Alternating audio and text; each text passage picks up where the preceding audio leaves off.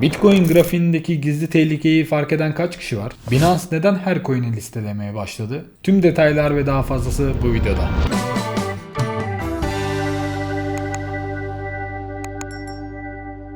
Bu video eğitim ve bilgi amaçlıdır. Videoda geçen her türlü bilgi kendi kişisel deneyim ve yorumlarımdan ibarettir. Hiçbiri yatırım tavsiyesi içermemektedir. Lütfen buna dikkate alarak bu videoyu izleyiniz. Geçtiğimiz ayı sezonunda dibi fark etmemi sağlayan bir grafik var. Size onu göstereceğim. Yani inanılmaz bir grafik. Ayı sezonunda dedim ki en azından o grafiğe bakarak söylediğim bir yorumdu. En kötü dedim buraya kadar gidebiliriz. Yaklaşık benim görüşlerim 16-17 binlerdi ve Bitcoin yaklaşık olarak 15.400'lere kadar 15.500'lere kadar düşmüştü ve ayı sezonun dibi o seviyelerdi. Ben bunu nasıl önceden fark edebildim? Size birazdan o grafiği göstereceğim. Videoyu atlamadan izlemenizi tavsiye ederim. Ara ara çünkü önemli noktalara değineceğim. O verilere birazdan geçeceğim. O verilerden önce şu an güncel olarak şöyle bir tehlikeli bir veri var. Fark ettiyseniz son zamanlarda Binance her coin'i yayınlamaya başladı. Bugün yine tweet attılar ve yeni meme coin yayınlayacaklarını duyurdular. Bende şöyle bir tehlike algısı oluştu. Birçok kişinin Binance'ı tercih etmesinin sebebi her önüne gelen coin'i yayınlamaması, daha seçici davranması ve böylelikle coin'lerdeki o anormal hareketlerinin de yaşanmamasından dolayı insanlar daha güvenli bir şirket olarak bu borsayı tercih ediyorlardı ve insanlar yatırımlarının önemli bir kısmını oraya akıtıyordu. Şimdi ne oldu? Mesela bazı borsalar var biliyorsunuz. Birçok coin'i yayınlıyorlar. Belli bir miktar, bildiğim kadarıyla tam emin değilim, belli bir miktar para verdiğinizde coin'lerinizi yayınlatabiliyorsunuz. Biraz da hikayeniz varsa anlatabileceğiniz projesel. Şimdi günümüzde Binance'a bakıyoruz. Alakası yok geçen yıllarla. Bu bir süre sonra şunu sebebiyet verecek. Bu tarz meme coinleri de paylaşmaları bir süre sonra aynı soruna getirecek. Diğer borsalar gibi içerisinde bulundurduğu coin sayısı arttıkça insanların yatırımlarını böldüğü para da artacak. Herkes şu an şikayetçi ya, mesela Solana ağında çıkan coinlerden dolayı para oraya akıyor diye. Aslında oraya akmıyor. İnsanlar riske atabileceği paraları oraya atıyorlar. Ana paraları gene böyle güvenceli gördüğü borsalarda. Meme coinleri bu kadar çok listelemeye başlamaları asıl sorun o zaman başlayacak. İnsanlar bu sefer daha fazla coin'e yayacaklar parayı. Meme coin yayınlamayı artırdıkça, yani coin sayısı arttıkça bu güvenli gördüğümüz borsalarda bu olay günden güne bize zararla sonuçlanacağını düşünüyorum. Şu an hala da tercih edilebilir konumda. Böyle giderse hiç iyi gözükmüyor. En azından benim şu anki gördüğüm tabloda bu. Siz bu konuda ne düşünüyorsunuz? Ya da hangi borsaları kullanıyorsunuz? Bunun önüne geçeceklerini düşünüyor musunuz? Yoksa bu günden güne benim dediğim gibi her coin'i yayınlayan bir borsa haline mi gelecek bir zaman sonra? Sizin de düşüncelerinizi merak ediyorum açıkçası. Bu bende bu arada bugünkü tweetle aslında şöyle derinlemesine düşündüğümde yeni geldi aklıma. Ben hani hiç o kadar kötüye gidebilme senaryolarını hiç aklımdan geçmediği için bu borsa konusunda. Şu an günümüzde yaptıkları stratejiye baktığımda bu birazcık tehlikeli geliyor bana uzun vadede. Gerçekten o yüzden merak ediyorum sizin yorumlarınızda. Mutlaka yorumlarda belirtin. Şimdi hazırsanız o çok önemli dediğim veriye geçiyoruz. Muhtemelen birçoğunuz biliyor fakat dikkat etmiyor ya da güncel olarak bakıyor, uzun vadede bakmıyor vesaire, her neyse. Bu veri gerçekten ayı sezonu dibine önceden kestirmemi sağlayan bir veri. O yüzden bence sizin de buna bu zamana kadar çok dikkat etmediyseniz bundan sonra dikkat etmenizde fayda var olarak görüyorum. Şimdi hemen açıklayayım ben size veriyi. Bu arada bu veriyi açıkladıktan sonra da biliyorsunuz bugün haftalık kapanış var. Bugün pazar günlerden. Bitcoin dominansı ve Bitcoin'in grafiğinde de kısa bir incelemem olacak. Hemen bu veriden sonra, o yüzden onu da kaçırmamanızı tavsiye ederim. Bu Bitcoin'in CMA verileri, Bitcoin Futures CMA olarak geçiyor. Buradan bu şekilde yazarak bu grafiğe ulaşabilirsiniz. Şimdi gördüğünüz gibi bu grafikte, bu günlük grafik bu arada, şöyle bir mum arasında bir boşluk görüyorsunuz. Biz buna gap boşluğu diyoruz. Destansı toprakların can suyu.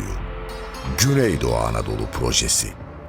GAP bölgesinin... Arkadaşlar bahsettiğim bu değil. Yanlışlıkla sürekli videoda GAP deyip durmuşum. O yüzden onu düzeltmek istedim. Doğru okunuşu GAP arkadaşlar. Maruz görün lütfen. İyi seyirler. Bu GAP boşlukları grafik eninde sonunda öyle ya da böyle burayı doldurmak isteyebiliyor. Bugüne kadar doldurmadığı bildiğim kadarıyla bir tane GAP boşluğu var. O da $12.000 seviyelerinde olması lazım. Şimdi ben bunu örneklerle size açıklayayım. Daha akılda kalıcı olur. Kısaca hemen geçeceğim. Bakın burada bir GAP boşluğu oluşmuş. Bu Bu ne demek? Burada düşmüş. Burayı tekrardan almak isteyecektir. Yani o boşluğu doldurmak için yükselmesi lazım. O boşluğu tekrardan almak için günlük grafikte mesela yaklaşık 5 gün sonra burayı tekrardan gitmiş ve buradaki boşluğu şu iğneyle doldurmuş görüyorsunuz. Sonra kendi yapısına geri dönmüş. Şimdi daha da geçmişe gidelim. Farklı örnekler. Mesela böyle bir boşluk yapmış. 40.000 dolarlardayken günlerce yukarıya gittikten sonra tarih 23 Aralık'tan 24 Ocağı kadar tam bir ay o gap boşluğunu doldurmamış. Mesela farklı bir grafiğe gitmiş, yükselmiş hatta. Daha sonra 9.000'lerden neredeyse 50.000'lerden 38.000'e kadar düşmüş ve buradaki gap boşluğunu doldurmuş oldu. Ve sonra bu düşüşten sonra o gap boşluğunun birazcık daha aşağısına iğnesini atarak yoluna devam etti ve bizim şu an günümüzdeki yapıya kadar geldi. Şimdi ben size ayı sezonuna götüreyim ve oradaki grafiği göstereyim. Bunun gibi çünkü çok gap boşluğu var. Burada hepsine girmeyeceğim. Siz detaylı incelerseniz bakın şuradaki seviyeleri gösteriyorum. Bakın burada ayı sezonun dibi. Bu CMA verilerinde bu 15.000 dolar olarak gözüküyor. 14.900 dolar olarak gözüküyor hatta. Ben yaklaşık olarak Bitcoin'in 16-17 binlere gidebileceğini söylememin sebebi şurası. Henüz Bitcoin 50'lerde vesaire artık ayı sezonuna girebilme ihtimalini konuştuğumuzda hani en fazla nereye gidebilir diye baktığımda bu veriyi de ilk defa orada bakmıştım. Ve dedim ki neden olmasın? Hani bu gap'ı doldurmak isteyebilir. Önce buraya doldurdu zaten. Yani en kötü zaten buraya gideceğine emindim. Buraya gitmişken de buradaki bu gap'ı ben almasının daha sağlıklı olacağını düşündüğüm için buraya gidebilme olasılığını çok yüksek görüyordum. Ve keza öyle oldu. 18.000'lere kadar gitmesini bekliyordum. Aşağıya biraz iğne atmasını bekliyordum. Ben hani ortalama 16.000'lere düşmesini bekliyordum. Biraz da aşağısına iğne attı. Ve yaklaşık olarak 15.000 dolarlı seviyelerde dip yapmış oldu. Benim o dediğim 12.000'deki gap boşluğunu da göstereyim. Şurada şöyle bir minik bir kırmızı iğnenin kırmızı mumun attığı yeri görüyorsunuz. Minik bir boşluk kalmış. Şöyle bir aralık. Bu aralığı doldurmadı. Ya bunu bir gap boşluğu olarak saymamız çok doğru olmayabilir deyip bu ayı da 12.000'e gidiyormuş falan. Bu şekilde derin gap boşluklarını doldurmak istiyor genelde. Şu an günümüze gelelim hemen. Günümüzde zaten görüyorsunuz. Bakın. Son en zirveye yaptığında bakın burada da bir boşluk oluşturmuş. Yaklaşık 102.500 dolarla 103.500 dolar arasında bir gap boşluğu oluşturmuş ve buraya doldurmadan yaklaşık 108.800'lere kadar yükselmiş. Ve ne oldu? Sonra tekrardan o boşluğu doldurmak istediği için düştüğü oralarda farklı yapılara gitti. Şimdi tekrardan düşüş eğiliminde asıl soru şimdi şu. Mutlaka yorumlarda belirtin. Genelde çoğunluğun belirttiği yorumlar doğru sonucu vermeye çok yakın oluyor. O yüzden çoğunluğun ne dediğini merak ediyorum. Buradaki gap boşluğunu yakın bir tarihte mi dolduracak yoksa boğa sezonu bittikten sonra ayıya girerken mi dolduracak? Bu çok önemli. Burada bir gap boşluğumuz var. Hangi seviye? 78.000 ile yaklaşık olarak 80.600 aralığında bir gap boşluğu var. Biraz daha aşağısına iğne atacak olursak yani Bitcoin'in 70.000'li seviyelere düşmesi gerekiyor. Bu gap boşluğunu doldurması için 70-75.000 aralığına. Sizce bu gap boşluğunu yakın bir tarihte mi doldurmak isteyecektir? Yakın bir tarihte mi düşecektir Bitcoin? Yoksa burada yatay seyredip yeni zirvelere gidip sonra ayı sezonuna girme dönemimizde mi böyle bir düzeltme yapacak? Bitcoin tarihi boyunca 2011'den 13'ten beri oluşturduğu grafiklere bakın. Oralarda da gap boşlukları var. Tarihi boyunca her zaman doldurmuş o boşlukları. Yani o boşlukları er ya da geç doldurmak istemiş ve yine bu verilere bakaraktan isteyebileceğini yorumluyoruz. Yani tabii ki net bir bilgi değil ama bugüne kadar olmuş bir veri. Şimdi Bitcoin dominansına geçmeden önce Bitcoin'in bu gap boşluğunu yakın bir tarihte doldurabilir mi, dolduramaz mı? İsterseniz ona da bakalım. Şimdi benim indikatörlerle bunu yorumlayacağım. Önceki videolarımda yorumladığım biliyorsunuz şu bulut yapısı kırmızı hala bozmuş değil. Ya bu bulut yapısı kendini sürdürdüğü sürece ve burada high'dan sonra bir higher low yapmadığı sürece ben tehlikeli görüyorum. Herkesin yorumu farklıdır. En azından 89.000'li seviyelere hatta 88-89.000'li seviyelere kadar bir geri çekilmesini ben daha sağlıklı buluyorum. Çekilir çekilmez onu siz kendiniz benim yorumlarımla birleştirip bir sonuca varabilirsiniz. Yani çekilir çekilmez onu net bir şey söyleyemem. Net bir şey söylemek istemem daha doğrusu. Yani tabii ki kendi içimde net fikirlerim var. Bunu biliyorsunuz yani yeni yatırımcı da, tecrübesiz yatırımcı da, tecrübeli yatırımcı da bu videoları izleyebiliyor. O yüzden net yorum bilerek yapmıyorum. Yapmak istemiyorum. Yatırım tavsiyesi de kategorisine de gireceği için yatırım tavsiyesi asla vermiyorum. Ben sadece o yüzden yorum yapıyorum videolarımda. Bu yorumları siz kendi yorumlarınızla harmanlayıp bir sonuca, daha iyi bir sonuca varabilmenize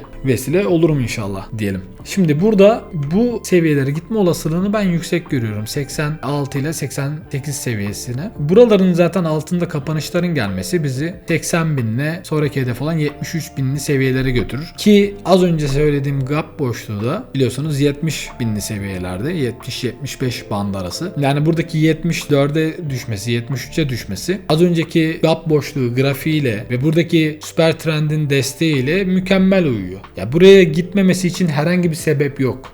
Ama 88'li seviyeler önce kırması lazım ki oralara gidebilir diyelim. Belki de hiç buralara düşmek istemeyip de yeni haftalık kapanış 9 saat sonra yeni haftalık kapanış mumuyla buradaki bulut yapısını bozarak belki de yeni zirvelere gitmek isteyecek. Bunu yeni videoda yeni kapanış geldikten sonra yorumlayabiliriz net bir şekilde. Ama şu anki yapı, güncel bu gördüğünüz, ekranda gördüğünüz bu yapı şu an bu seviyelere gitme potansiyelini çok yüksek olarak gösteriyor. Bunu da aklınızda bulunsun. Şimdi dediğim gibi bu grafiği de haftalık kapanış geldikten sonra yorumlayacağız. Şimdi BTC dominans. BTC dominans hakkında çok kısa bir şey söyleyeceğim. O da şu: haftalık bazda daha sağlıklı olabilmesi için, daha sağlıklı geri çekilebilir, düşebilir diyebilmemiz için ve altcoin'lerin yükselebilmesi için 60-95 seviyesinin altında kapanış yapması çok sağlıklı olur. Dominans için verebileceğim seviye bu. Bu gece eğer bu seviyeye kadar geri çekilebilir ve bunun altında kapanış yaparsa çok güzel olur. Yapabilecek mi, yapamayacak mı bunu göreceğiz. Onu tekrardan yeni kapanışlarda yorumlarız. Günlük grafiğe baktığımızda işte bak mesela burada çok güzel benim bulut yapısı sat verdi. Muhtemelen şöyle bir eğim vereceğini düşünürsek belki tepkisel olarak tekrardan 62 binlere ya da en kötü 61-80'lere bir yükseliş görebiliriz dominansta. En kötü ihtimalde bu bulut yapısını şöyle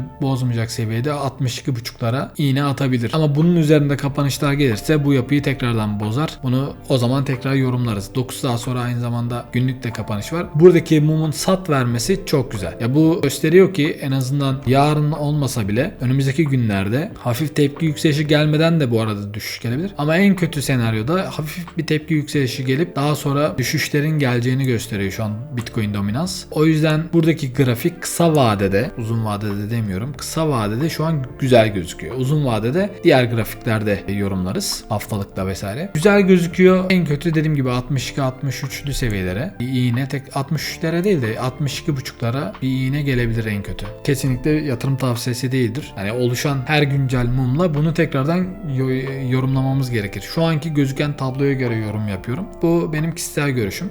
Bitcoin dominansını da anlattığımıza göre videonun başında söylediğim Binance'ın olayı hakkında ne düşünüyorsunuz? Bunu mutlaka yorumlarda belirtin. Ben bunu gerçekten merak ediyorum. Bugün düşündüğümde hiç iyi gözükmüyor gidişat. Aynı zamanda bu EMA verilerindeki gap boşluğunu sizce dolduracak mıyız kısa vadede? Yani buradaki dominansın düşüş hareketi gelme ihtimalini göz önünde bulundurursak şimdi sizce hangisi gerçekleşecek? Bitcoin yatay mı seyredecek yoksa düşüp gap boşluğunu kısa vadede doldurmak mı isteyecek? Bunu gerçekten merak ediyorum. En azından sizin görüşlerinizde yorumlarda belirtmenizde fayda var. Herkesin görüşleri önemli. Anlatacaklarım bu videoda bu kadar. Diğer videoda haftalık kapanışı da değerlendireceğiz. O videoda anlatacaklarımı kaçırmak istemiyorsanız abone olmanızın yanı sıra bildirimleri açmanızda da fayda var. En azından güncel olarak izlerseniz videoları daha sağlıklı olacağını düşünüyorum. Videoyu buraya kadar izlediyseniz de bir beğen tuşuna basabilirseniz harika olur. Diğer videoda görüşene dek kendinize iyi bakın. Görüşmek üzere. Bay bay.